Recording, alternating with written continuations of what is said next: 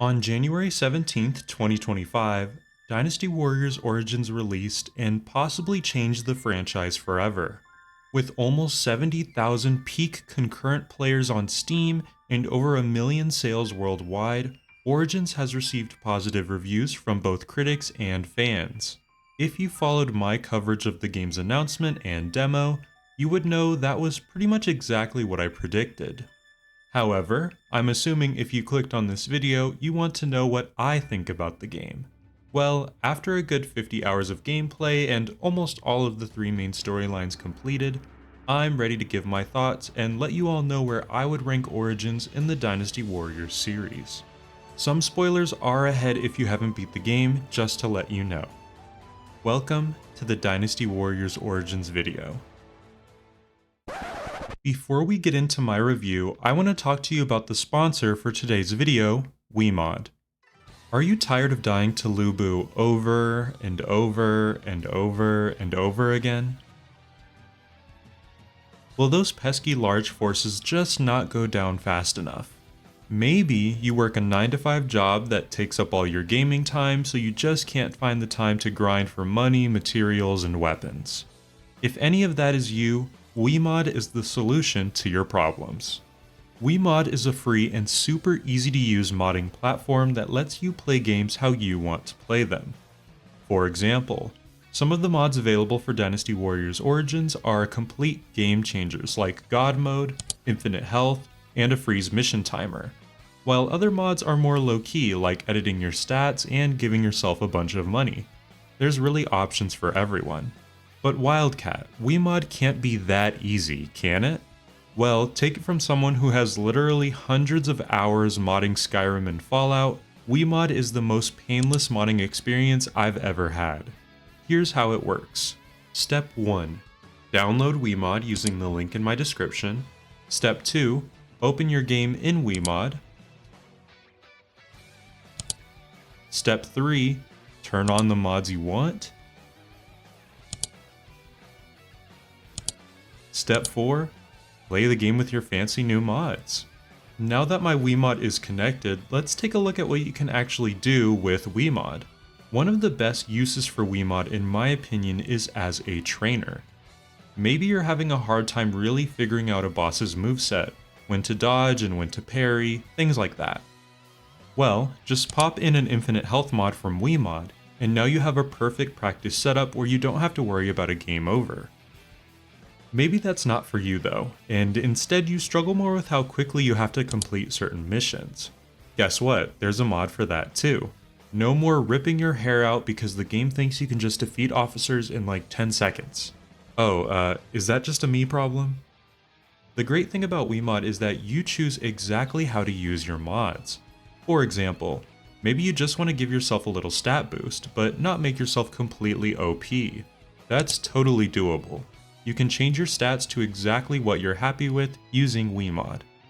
Anyways, Wiimod isn't just for Dynasty Warriors Origins, of course. There's mods for all of the popular games like Monster Hunter Wilds, Kingdom Come Deliverance 2, Avowed, Elden Ring, Baldur's Gate, and even mods for games like Romance of the Three Kingdoms or Warriors Abyss. If you want to get the most out of Dynasty Warriors Origins, download Wiimod now. Toggle the mods you want and jump right back into the action. It's free, it's safe, and it's a one-click setup. Make sure to click the link in my description to download. Now back to the review. First things first, I feel like I should talk about the most important aspect of, well, any video game, the gameplay itself. Origins is a pretty big departure from the rest of the Dynasty Warriors series with its combat. The main reason for this is that Origins is, for the most part, a defensive game. This is due to the number of enemy attacks that you will face that are uninterruptible from enemy officers, troops, and some special enemy types. The majority of the game is spent fighting officers, which usually plays out something like this. You attack the officer starts a typically uninterruptible attack, which you can either dodge or parry. The cycle repeats until the officer loses their fortification, the little shields over their head, which will then allow you to do an attack for big damage or even a finishing blow, depending on the enemy's health, You'll do this a couple of times until you defeat them. Certain officers, especially bosses, will also launch completely unblockable attacks that must be dodged. Also, some strong officers will start charging up for their Musou attack, which can be very annoying. I'll touch more on Musou attacks when we get into the boss fights. Aside from officer combat, troops also have certain attacks that must be either dodged or interrupted by a battle art, a special move that I'll talk more about when we move into the offensive side of the gameplay. You've also got special enemy types, which are an interesting and oftentimes annoying addition to the game. The most common examples are chariots, ballistas, and archer towers. Ballistas and archer towers can be very annoying, especially when fighting a large force. Ballistas and archer towers basically just lock onto you and you have to make sure to dodge them at the last second. Not terribly hard, but it does suck to get hit out of nowhere while you're focusing on something else and you don't see the little warning under your character. So overall, you do spend quite a bit of time in Origins focusing on your defensive moves. Not necessarily a bad thing, but much different than other Warriors games where the ideal playstyle instead is comboing enemies so they don't even get a chance to hit you. I don't know if I think the parry and dodge combat style really fits what I want in Dynasty Warriors, but it doesn't make the game less enjoyable. Now moving on to the game's offensive mechanics, I'll start with your weapon options. In a pretty huge departure from previous Warriors games, you now only have access to 10 weapons in Origins, with one of those weapons being locked until you complete the game for the first time.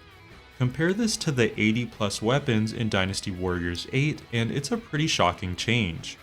When I first saw the weapon list, I was pretty disappointed, but after playing the game, the smaller weapon list isn't really too bad.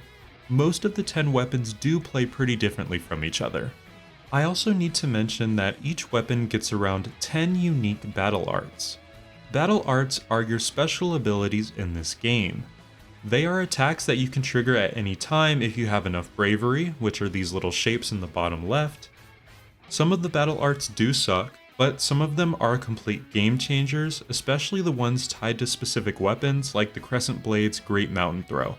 So between the 10 weapons and the battle arts, I do think there's enough variety in the smaller amount of weapons for it to work for this game. Now personally to me, even with the battle arts and somewhat unique gameplay of these weapons, I don't think these 10 weapons give you more variety than what we had in Dynasty Warriors 8. That's not necessarily a knock on Origins, it's just how I feel. So the last important part of the gameplay mechanics is your squad tactics. Tactics are basically special commands that your troops can perform. They can be attacks like a cavalry charge or a volley of arrows, or they can be ordered to march toward a battlefield off screen and engage with the enemy. Now as far as gameplay is concerned, the tactics ended up being the most disappointing part for me personally. Don't get me wrong, the tactics have their purpose, they can be really helpful in certain situations, but ultimately they just kind of seemed half-baked to me. Like the game wouldn't miss them at all if they weren't actually there. The tactics really just don't have that big of an impact as, say, battle arts. I do hope the mechanic is brought back and made more impactful in future entries. So I'll talk more about the protagonist later, but it's also important to note that in Origins you only play as a single character. There are some times when you can play as the Dynasty Warriors characters that we know and love, but there are only 9 of them available and you can only use them for a very short amount of time. And essentially when you play as them, they're really just a more powerful version of you with whatever weapon that they're using. So overall, the gameplay of Origins is good. It doesn't really feel like Dynasty Warriors. It feels more like your typical action game, which I know is a good thing for a lot of people. Koei Tecmo has clearly wanted to change the gameplay style of Dynasty Warriors for a while now, and this is a much better attempt at that than Dynasty Warriors 9 and especially Dynasty Warriors 6. Next, let's talk about the battles themselves. The battles in Origins are a callback to the golden age of Dynasty Warriors in a few different ways. The biggest change in Origins from recent games is that morale matters again. In fact, morale is usually a bigger issue than most of the enemies that you actually fight in this game. Your morale is essentially how well your allies will perform on the battlefield when you aren't around. If you have high morale, your allies will mostly handle enemy officers just fine even if you aren't helping them. If you have low morale, which you will often have in this game, your allies are pieces of paper that enemies tear through with little resistance when you aren't around. Morale can be changed in a few ways. You gain morale when you defeat enemy officers and capture bases, with capturing bases being the more effective option. And obviously, you lose morale when you lose an allied officer or a base. You often will lose morale simply due to an in-game event, and your side almost always starts with lower morale than the enemy. The morale system makes many battles a race against the clock.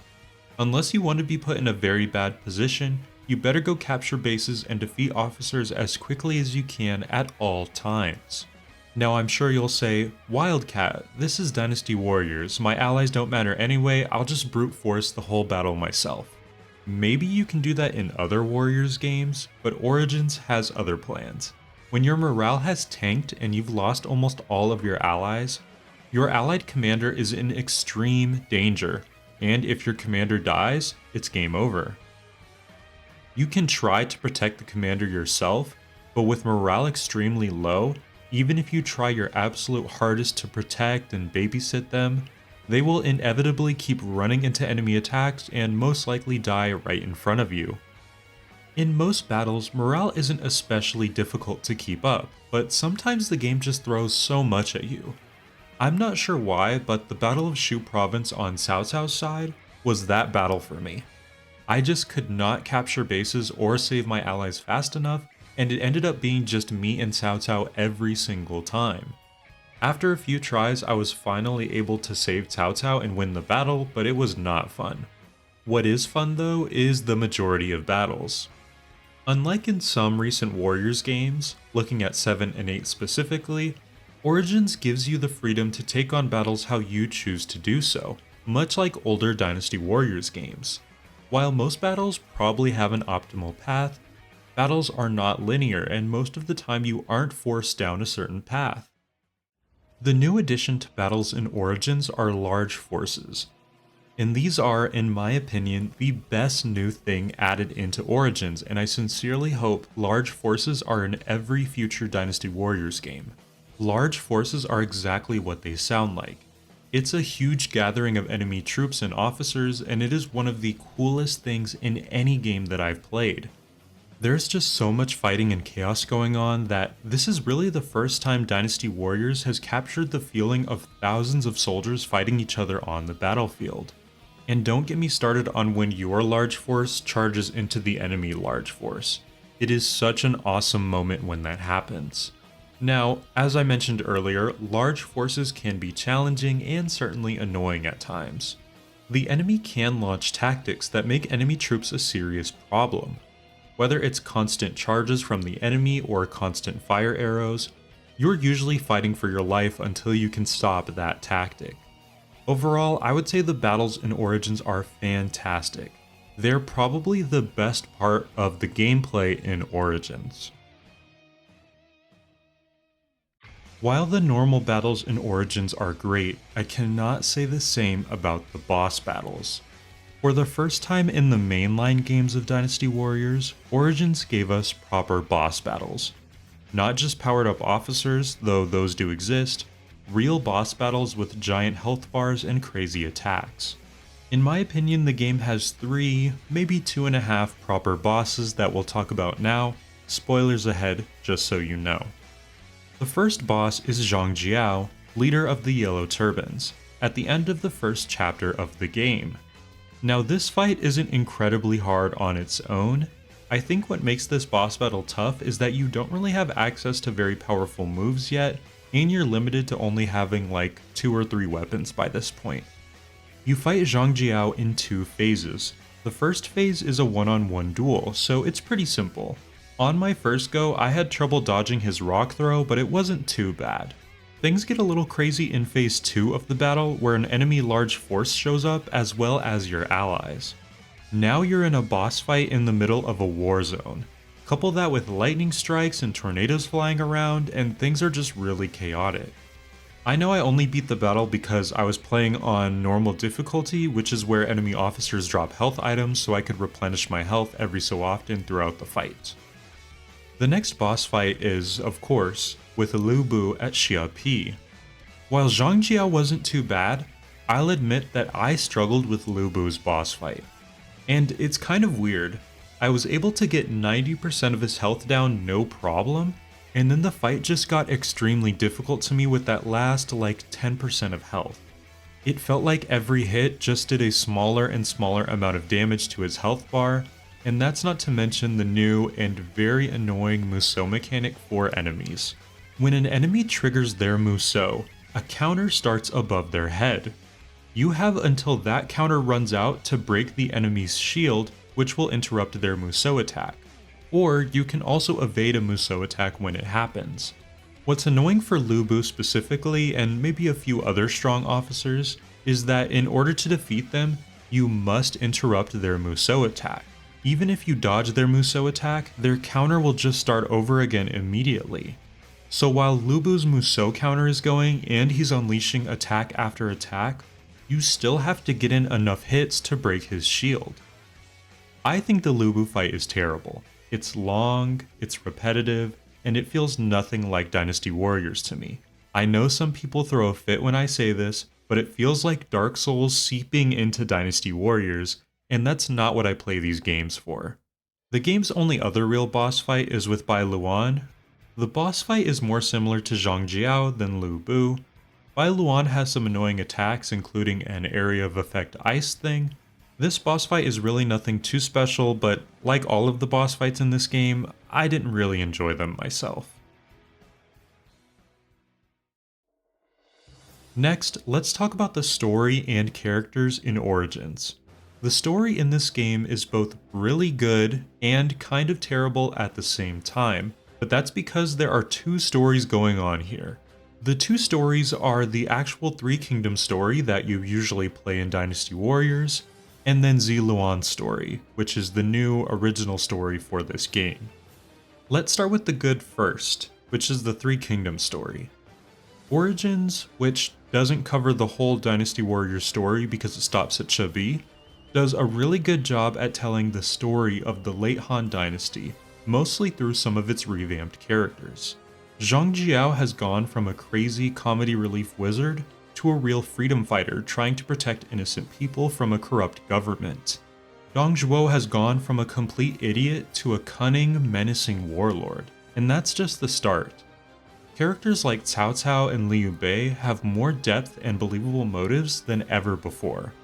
When the time comes where you have to choose between which faction you want to join, it is legitimately a difficult decision because all three of them are great. Wu in particular probably gets the best story that they've ever had, thanks to a few creative liberties taken on their story, particularly with Huang Gai.